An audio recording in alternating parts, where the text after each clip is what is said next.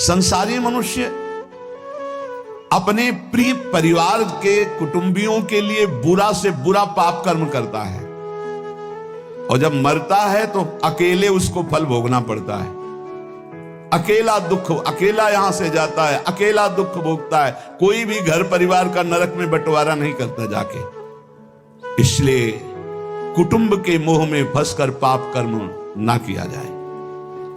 जो संयम नियम पूर्वक जीवन व्यतीत करता है वही इन भोगों से बच पाता है। नहीं तो एक काम भोग इतना लुभावना है कि बड़े बड़े संयमी पुरुषों का मन आकृष्ट हो जाता है और भ्रष्ट हो जाते हैं। साधक हर समय अंतःकरण की शोध करता रहे कि कहीं काम ने दबाव तो नहीं कर दिया, कहीं क्रोध तो हमारे अंतःकरण पर प्रभाव नहीं कर रहा, कहीं अहंकार तो नहीं छा रहा है।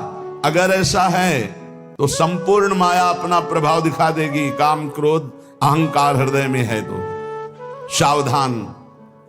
जैसे वृक्ष का पत्ता पतझड़ ऋतुकालिक रात्रि समूह के बीत जाने पर पीला होकर गिर जाता है, ऐसे ही तुम्हारी आयु समाप्त होने पर यह शरीर नष्ट हो जाएगा। इसलिए एक क्षण भी पाप कर्म में मत लगाओ। जैसे ओस की बूंद ऐसे पत्ते पर ही लग रही है, बस वो गिरने ही वाली है, ऐसे ही तुम्हारा जीवन नष्ट होने वाला है। इसलिए तुम एक क्षण भी असावधान मत रहो, हर समय नाम जप करो। पता नहीं वो बूंद कब गिर जाए। जैसे पानी का बुलबुला बस फूटने वाला है, जितने सेकंड टिका हुआ है, ऐसे ही तुम्हारा शरीर नष्ट होने वाला है। जितने श्वास टिकी हुई है बस क्या करो। इसलिए तुम एक क्षण भी असावधान न रहो, हर समय राधा राधा कहो।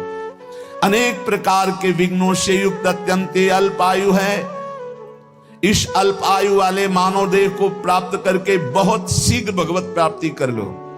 एक क्षण भी प्रमाद न करो। जैसे कमल शरत काल के निर्मल जल को भी नहीं छूता, अलिप्त रहता है, उसी प्रकार तू संसार की समस्त भोगासक्तियों से अलिप्त रह। कोई भी स्नेह बंधन तुझे विवश ना कर पावे। क्षण भर भी प्रमाद मत कर, निरंतर भजन कर।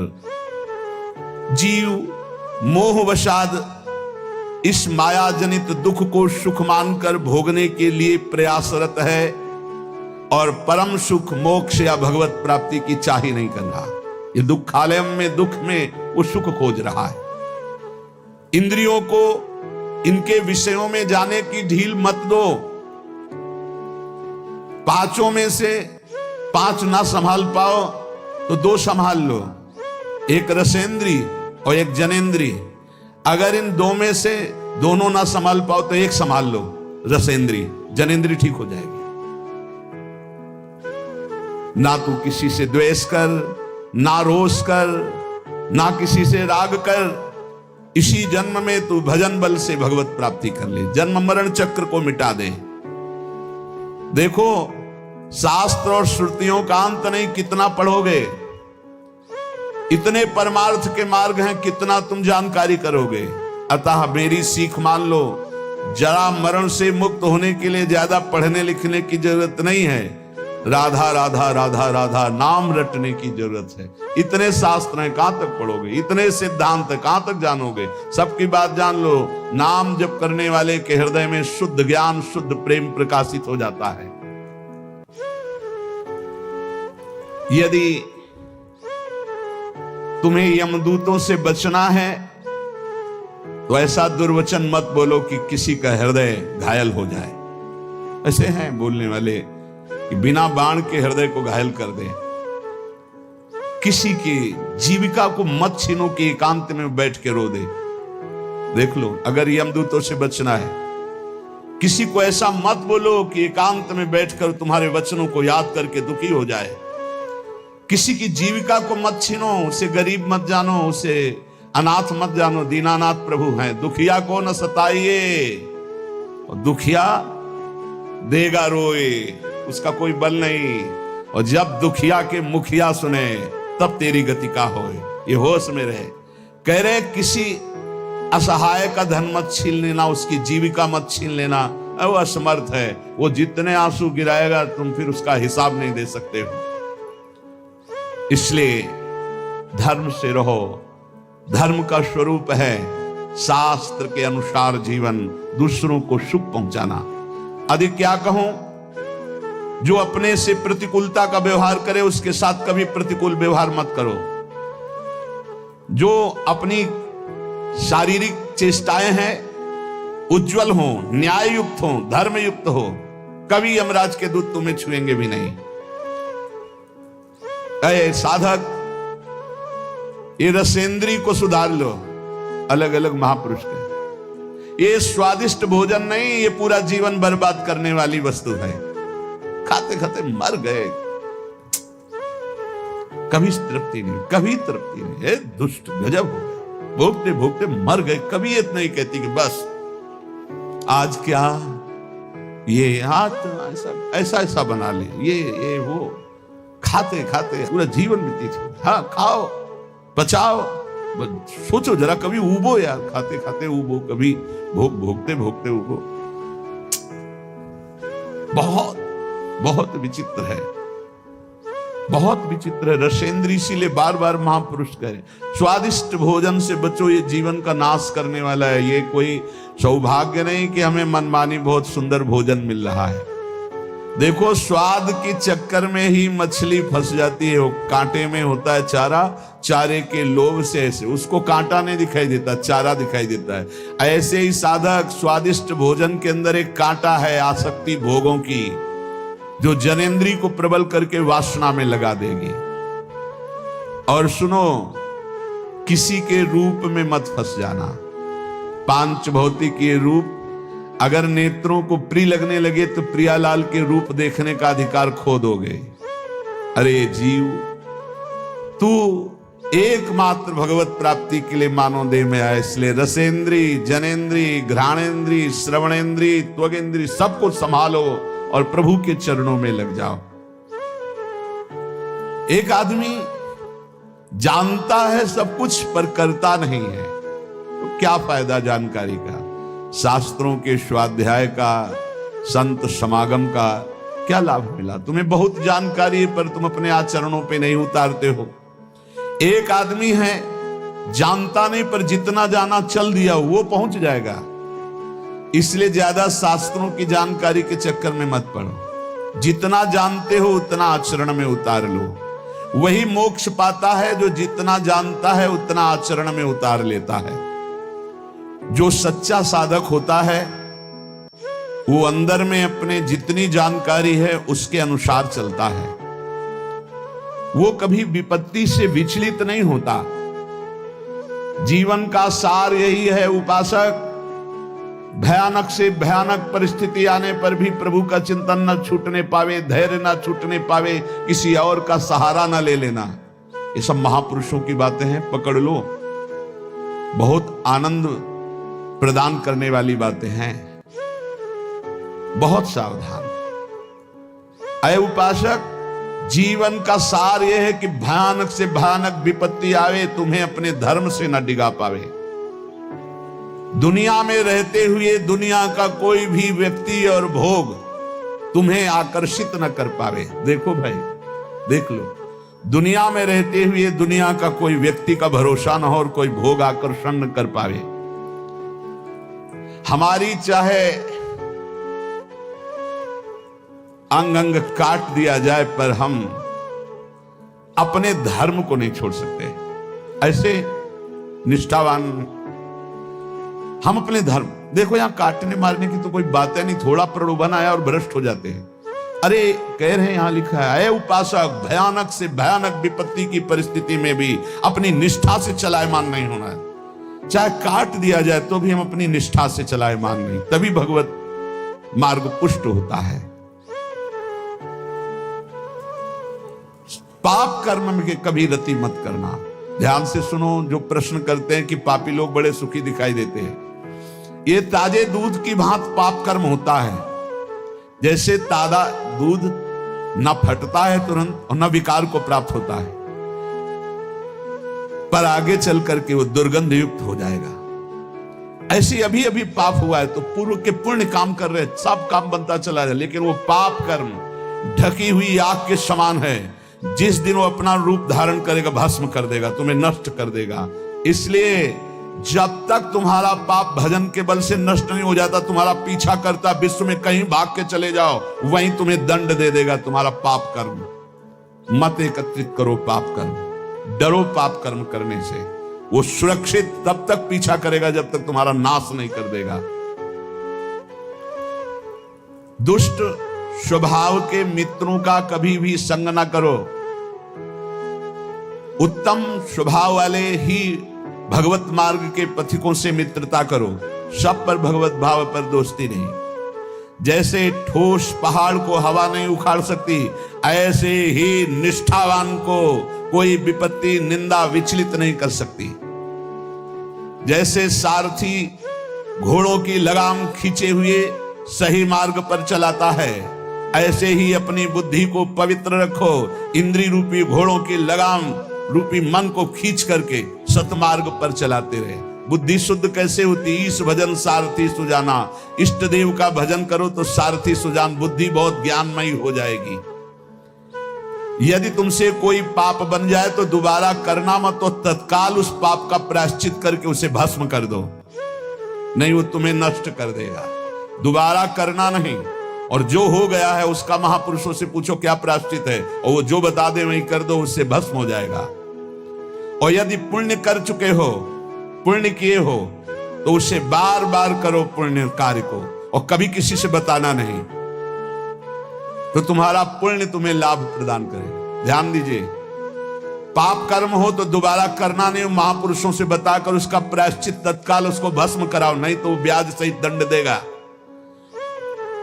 और पुण्य किया हो तो किसी से बताना नहीं, और बार बार सुकृत धर्म आचरण करो, तुम्हें महासुख प्रदान करेंगे। लेकिन पाप करोगे तो कोई जान भी नहीं पाएगा, पुण्य करोगे तो माइक से हल्ला मचाओगे, 4 लोगों को बताओगे, पोस्टर भी छपवा देते हैं कि आज जो है हम फूल बंगला बनवा रहे हो, 50 ब्राह्मणों को भोजन करवा रहे हो, 50 साधुओं को पवा रहे हो, हमारा ये फोन नंबर, हमारा ये पता, हो अपने पूरे परिवार का नाम। इससे क्या होगा? सब खत्म, सब खत्म हो गया। जितने लोग देखते जाएंगे सुकृत के अधिकारी हो जाएंगे, तुम्हारा सारा सुकृत नष्ट होता जाएगा। सिद्धांत को समझो, पुण्यात्मा पोस्टर नहीं छपवाते। यदि पुण्य बन जाए तो कभी जबान से मत कहो किसी को कोई जान न पावे, पर अहंकार चैन नहीं लेने देता, वो बताता है। एक भगत जी आए तो बार बार बीच में एकांतिक में बोल उठते, भारत के जितने तीर्थ है 5-5 बार गए हैं हम, ठीक है। फिर बीच में बद्री नारायण कहां कई बार गए हम, कई बार। ये अहंकार देखो, शास्त्र संत महापुरुषों के वचन, पुण्य करो जबान से न निकलने पावे, कोई जान न पावे, और पुण्य बार बार करो और भगवान को समर्पित कर दो। जिस पुरुष की आकांक्षाएं यहां समाप्त हो गई हैं, वही जीवन मुक्त है। जीवन मुक्ति की पहचान, जिस पुरुष की आकांक्षाएं यहां समाप्त हो गई हैं, यही जीते जी वो जीवन मुक्त है। कोई चाह नहीं, कोई मांग नहीं। और जिस पुरुष की चाह नहीं समाप्त हुई, तो आगे सुन लीजिए, जिस पुरुष की आकांक्षाएं हैं, चाह है, वो चाहे नंगे रहे दिगंबर, चाहे जटा रखा ले, चाहे पंख लगाए, चाहे उपवास करे, चाहे भूमि पर सोए, चाहे धूल लपेटे, चाहे जैसे रहे, वो जीवन मुक्त नहीं हो सकता। ये बात है। बाहरी इन क्रियाओं से जीवन मुक्तता नहीं देखी जाती। आकांक्षा रहित ब्रह्मभूता प्रसन्नात्मा, न सोचती न कांक्षती, न कोई सोच है न कोई चाह है। जो शतमार्गी है, चाहे उसके ऊपर रुपयों की वर्षा कर दो तो भी वो अपने शतमार्ग को नहीं छोड़ेगा। जैसे कामी पुरुष को भोगों से तृप्ति नहीं होती है, ऐसे भजनानंदी को कभी भजन से तृप्ति नहीं होती। जितने भी ब्रह्मा के रचे हुए भोग हैं, सब अल्प स्वाद वाले, परिणाम में दुख देने वाले हैं। इसीलिए विवेकी साधक कभी भोगों में रति ना करके सम्यक रूप से तृष्णा का नाश करके भगवान का भजन करता है। राग के समान अग्नि नहीं, जला डालेगा। द्वेष के समान मल नहीं, भजन में बाधा पहुंचा देगा। पराई निंदा के समान दुख नहीं, मत करना, नहीं तो दुख में फंस जाओगे। दूसरे को दुख देने के समान अशांति नहीं। अगर दूसरों को दुख दिया तो तुम स्वयं अशांत हो जाओगे। उपासक ध्यान दे, जब तुमसे कोई द्वेष करे, शत्रुता करे, तो तुम्हारा बर्ताव प्यार का होना चाहिए। करो। साधु मार्ग में चलने वाले, चाहे गृहस्थ हो चाहे विरक्त, जब तुमसे कोई कटु व्यवहार करे, द्वेष दुश्मन का व्यवहार करे, तो तुम उससे पहले बोलो राधे राधे। वो भले गाली दे, तुम ऐसे, तुम्हारा व्यवहार प्यार का होना चाहिए। जो तुम्हारा अनिष्ट करे उसे तुम आशीर्वाद दो। देखो भगवान के पार्षद का स्वभाव। जो तुमसे घृणा करे उसका तुम मंगल सोचो। जो तुम्हारी निंदा करे तुम प्रभु से प्रार्थना करो कि उसकी बुद्धि शुद्ध हो। यह है भगवत मार्ग। कितने कठिन है। जो हमसे दुश्मनी करे उससे हम प्यार से झुक के बात करें। जो हमारा बुरा चाहे उसको हम आशीर्वाद दें। जो हमसे घृणा नफरत करे उसका मंगल मनावें। जो हमसे द्वेष करे उसके लिए प्रभु से प्रार्थना करें। थोड़ो खाई तो कल्पे झलपे, घणो खाई कै रोगी। और दोहू पंखा की संधि विचारे, तो है वो बिरला जोगी। बात समझना यहां। थोड़ो खाई, बिल्कुल पूरी लगन लगी रहेगी भोजन में। और घड़ों खाई तो रोगी, और दबा के खाओगे तो रोगी हो जाओगे, भोगी हो जाओगे, भजन नहीं बनेगा। तो बोले दोहू पंखों की संधि विचारे, वो है बिरला जोगी। न कम न ज्यादा, युक्ताहार विहार से। जो बहुत नहीं खाता या थोड़ा उसकी चिंतन वृत्ति भूख में लगी रहती है, बातें चाहे जितना बनावे। और जो बहुत खाता है उसका चिंतन भोगों में लगा रहता है, बातें चाहे जितना बनावे। और दोनों की जो संधि में रहता है, ना और ना, थोड़ा अल्पाहार, इतना अल्पाहार नहीं, युक्त अल्पाहार कि अगर 10 रोटी खा सकते हो भरपेट तो 5 रोटी खा जाओ। अगर 5 में भरपेट तो 2.5 पालो। इतनी संधि में रहे। थोड़ा खाई तो कल्पे झलपे, उसी का चिंतन। और घड़ों खाई तो रोगी। और दोहू पंखों की संधि में, तो वो है बिरला जोगी। जो दोनों संधि में, अर्थात ना भूखा और ना छका। देखो जिनको उपवास का नियम दिया है, जिन्होंने उपवास का नियम लिया है, वो ध्यान दे दे, उनका चिंतन भोजन का नहीं होना चाहिए। अगर भोजन का चिंतन हो रहा है तो फटाफट रोटी दाल बनाओ और भोग लगा के पालो और खूब भजन करो। हमारा उद्देश्य है कि आपके पेट में हल्का आहार जाए, वो आप रात दिन मंत्र जप करो। इसके लिए उसका चिंतन न बने कि काश दाल रोटी, तो पालो पालो और भजन में लगो, श्री जी के चिंतन में लगो। और अगर ऐसे चल रहा है तो बहुत अच्छा है, बहुत अच्छा है। अवधू रहिबा हाटे बाटे, रूख बिरक की छाया। तजिबा काम क्रोध और तृष्णा, ये संसार की माया। ऐ अवधूत साधु, बाजार में, हाट में, बाजार में या वृक्ष के एकांत क्षेत्र में, दोनों में तुम्हारी समान बुद्धि होनी चाहिए। बीच बाजार में बैठा तो समाधिस्थ, एकांत में बैठा तो समाधिस्थ। ऐसी स्थिति वाला संसार की माया, काम क्रोध लोभ मोह बीच समाज में रहते हुए भी तुझे ग्रसित न कर पाए। चाहे एकांत हो या समाज, दोनों में तेरी स्थिति एक जैसी हो। हबक न बोली वो, ठबक न चली वो, धीरे धरिबा पावो। गरम न करी वो, सहजे रही वो, भड़ंत गो रख राऊं। कह रहे कि मचल के नहीं, गंभीरता पूर्वक पैर, एक साधु एक एक पैर संभाल के रखता है। कोई जीव न मर जाए, उसकी चाल अलग होती है, आराम आराम, हबक। और जब बात करना है तो एकदम उतावले होकर के नहीं, बहुत गंभीरता पूर्वक, शांत विचार पूर्वक बोलिए। ये योगी के लक्षण है। हबक न बोली वो, ठबक न चली वो, धीरे धरिबा पाऊं। आराम आराम से नाम जप करते हुए पैर रखो। बिल्कुल ऐसे उतावले होकर बोलने मत लगो। और ठबक मचलते हुए नहीं चलना चाहिए। ये साधु का चाल होती है, ग्रीवा झुकी हुई, गंभीर मुद्रा, एक एक कदम आराम से चल। गर्व न करिबो, किसी भी प्रकार का गर्व नहीं होना चाहिए। भेद न कहना, अपने हृदय की बात किसी को ना होता। कह रहे कि अपने हृदय के सहजे रविवा, भड़ंत गौरव राम। गोरखनाथ जी कहते हैं मैं जो आपको आंतरिक वृत्ति अपनी स्थिति कभी किसी से बताए ना। बोलते नहीं वो कुछ, बहुत गंभीर रहते हो, लगता है भजन में रहते हो।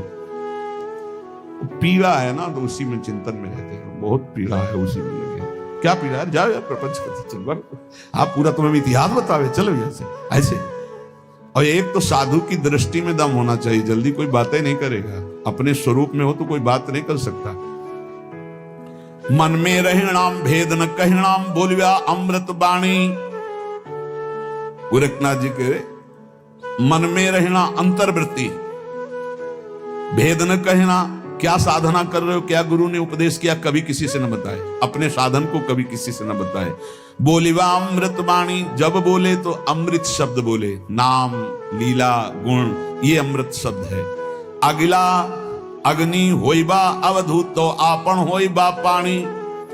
बोले अय अवधूत, जब कोई तेरे को आग बबूला करने के लिए उपाय करे, गाली देना, मारना, निंदा करना, तब तू पानी की तरह बहना, तेरे अंदर क्रोध नहीं आना चाहिए। ऐ अवधूत साधक, तू अपने को कभी किसी के सामने प्रस्तुत मत कर। तेरी साधना क्या है, गुरु ने क्या बताया, तू किस स्थिति का है, ये प्रस्तुत मत कर। बहुत सावधानी पूर्वक बोलो, अमृतमय वचन बोलो। और करे जब कोई तुझे आग बबूला करना चाहे, निंदा अपमान ऐसे कर, तो तू पानी की तरह बह जा, क्षमा कर दे, बिल्कुल गुस्सा नहीं आनी चाहिए। गोरख कहे सहुड़े अवधू, जग में ऐसे रहना।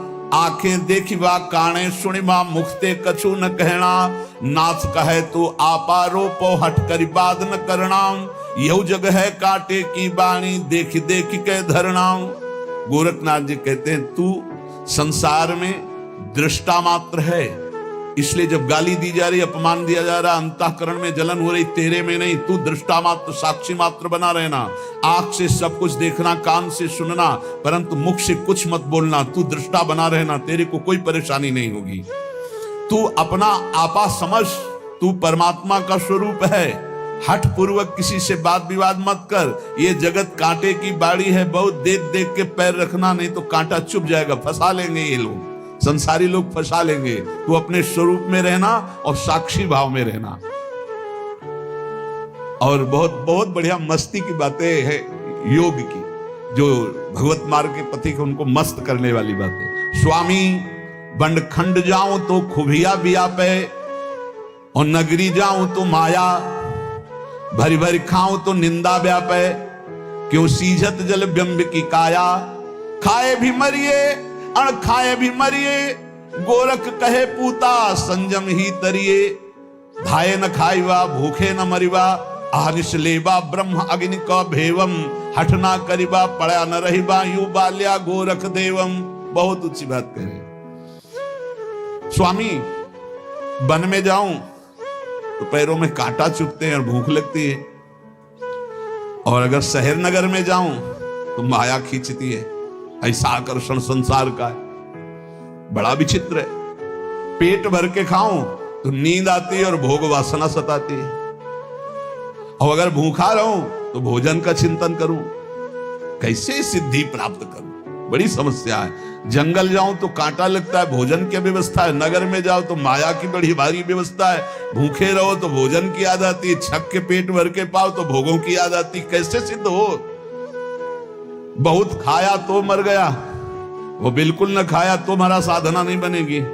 गोरखनाथ जी कहते बच्चा बीच में रहना सीख, न नगर में न जंगल में। कहा? परमात्मा में। परमात्मा स्थिति में है तो चाहे जंगल में रहे तो चाहे नगर में रहे, बात बराबर। परमात्मा स्थिति नहीं तो कहीं भी रहे। और बहुत भोजन नहीं पाना और बिल्कुल नहीं पाना वाला भी नियम ठीक नहीं है। बीच में जरूर, इससे बहुत ज्ञान विज्ञान की हानि हो जाती है जो जबरदस्ती करते हैं। अब तो भोजन ही छोड़, उससे क्या होगा? तुम कोई भोजन पाने वाले प्राण हो क्या? तुम तो आत्मस्वरूप हो। समझोगे नहीं तो एकदम भूखे मर जाओ तो क्या? मछली ब्रह्म बोध हो जाता है क्या पानी पीती केवल है?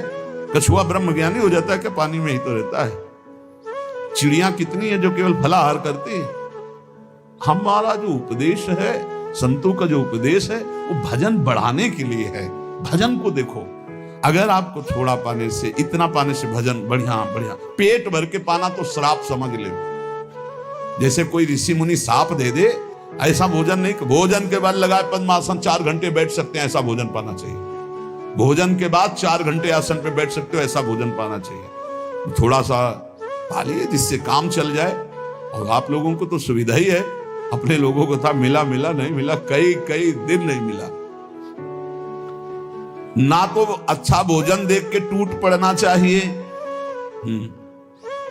भंडारे के बहुत इसमें रसेंद्री, मार इसको, रसेंद्री को मार हम तो कहते हैं, मारना चाहिए। एक बार तो डटके से मारना चाहिए। अपने लोगों ने जब यौवन अवस्था का प्रारंभिक साधन था, वर्षों नमक नहीं पाया, केवल सब्जी बिना नमक के, इतनी उबाल के केवल सब्जी, वो कभी ऐसे मुरझाए हुए नहीं रहे। फिर नियम लिया, अब गंगा जल से बन करके केवल होगी, नहीं बनेगी अगर व्यवस्था नहीं भगत बना पा रहे तो केवल गंगा जल।